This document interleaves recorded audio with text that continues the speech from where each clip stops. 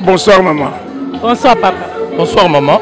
Mais boy bisabiso to kuti bino na matanga papa Lutumba il est kaki déjà les actions de grâce to bandi kotoyo relation no papa zaki na papa Lutumba. Donc papa Lutumba za le quoi beau frère nanga. Et ça kombo na bat ba Holanda yo na diamant. Il y a Théo Maïla. Bon, au moins moi ça vendu wana. Maman Kelani. Aza le quoi grande sœur nanga. Parce que papa na bango aki directeur na biso na Saint-Georges. Ngai na Kitambo. Ngana mwana bandal menetanga na Kitambo. L'air moko na ya retard. Balingo longola papa na bango adoptenga alobi soko lingi ole parce que to sala teko. Oye na tongo ozoki na midi na poko ye. Abi olozonga ka bandal yaga kolia kananda de temps en temps. Place dans mon ayana ironie de ça batanga na grande sœur onga na landi. Voisine ai l'air bien si maro bala yaki monitrice dans l'école aki institutrice famille se boyaki ba grande sœur na ko balinga ki passer à bala musicien mais l'air a balié to monique c'est un homme du cœur alors pour na simaro na ko loba que na mona misa fidèle kwa simaro te simaro avant na franco banda 61 Franco Koufaki. Ba défection nous sommes na OK Jazz. Franco tuna kaka. Bongo Simaro, Simaro zali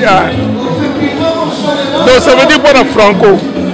Ba mission boko ke na bino tant que Simaro zali OK Jazz zali. Vieux Simaro a deux possibilités nyonso. Il y a ça l'orchestre, il y a comme un musicien. Abandonné na orchestre mi au vieux Paul Kabaïda Salaki, au Basala Nzeboa, qu'on a dit Felo, Bisengo et Zalagate. Bavier de Nzembona et Kanga Congo pendant une année. Franco Tomboka a suspendu Simaroka une semaine. Bon, le coup de suspendre Simaro, Simaro le Guadaï. Après suspension, Franco est répétition. Et Simaro est répétition. Ça veut dire que pour Simaro, Nagoloba, il était sincère, fidèle et loyal. Donc pour Nanga, bravo l'artiste. Donc quand tu dis que papa, il s'appelle ça combo, eux ils savent relation, on n'a pas Merci la motuna na yo. Je me présente na ebani mingi na combo ya Biklak. Na koli na matete.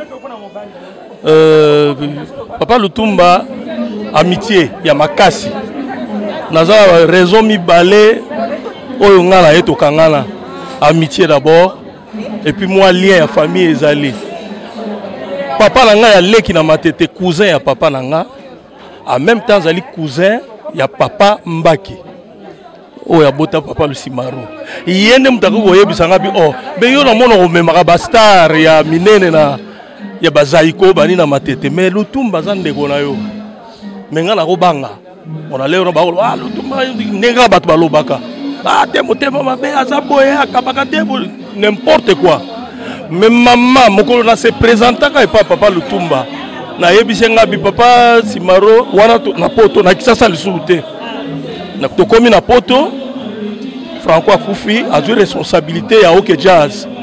Na décidé nga mbalo il faut na se présenter ndenge papa leki na ngaza ko senganga na ke hotel la bango hôtel ba iko vanda na se présenter ngabi papa Simaro bonjour ngabi en tout cas le faut na se présenter abi loba na oyoka yo mais nazo banga po basi ba yebisa ngaza mabe boye na boye ngabi papa Simaro ngana zali mwana ya ndeko ya papa Makengo Dominique na matete atali ngabi papa mapasa ngabi oui.